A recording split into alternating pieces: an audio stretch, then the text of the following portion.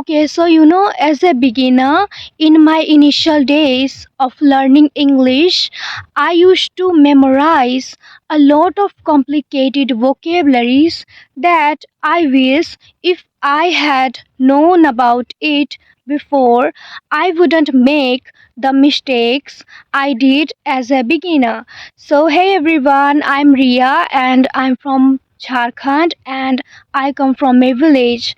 So today in this video I'll share a few tips with you if you are a beginner and if you want to learn English quickly. So let's just jump into the video. Okay.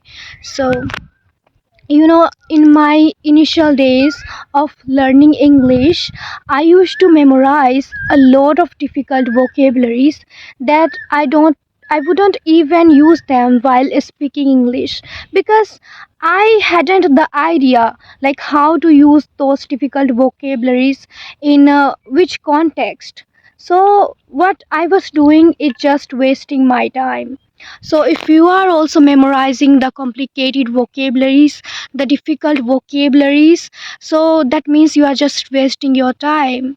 Yeah, because you in some days, in few days later, you will forget those complicated vocabularies because you you don't use them, you are not likely to use them in your everyday conversations or while you're writing, and you are not properly aware of how to use those complicated vocabularies in which context. So that's where you whatever you memorize as a complicated vocabulary, you just quickly forget about them, like a few days later you will forget about that.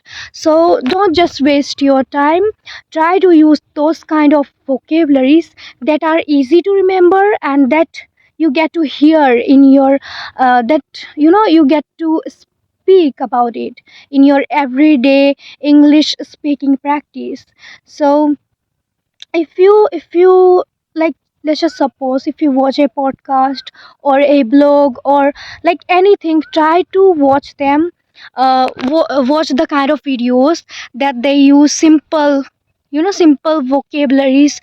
They say simple sentences that are easy to understand because nowadays, even if I'm still learning English, but I know that even though I have remembered a lot of complicated vocabularies, but when it comes to speak, like when I do my English speaking practice, I cannot use those vocabulary, like complicated vocabularies that I had remembered as a beginner, because you know why it happens, because I don't use them on a regular basis, and also I'm still learning, so I still have to learn about those vocabularies in a proper way. So, if I have to learn about those complicated vocabularies, it will take quite a time. So, if you want to learn English quickly, then only just use the simple vocabularies. So that way it will become easy for you to remember them, and you will get to use them while speaking in English or doing your English speaking practice. And also, let's just suppose, for example, if you want to memorize vocabulary, then just try to remember two vocabularies every single day, because remembering like memorizing about 10 or 15 vocabularies on a every day basis is difficult. We will become, we will lose our interest if we try to go harder. So just let's just keep it simple and fun and interesting.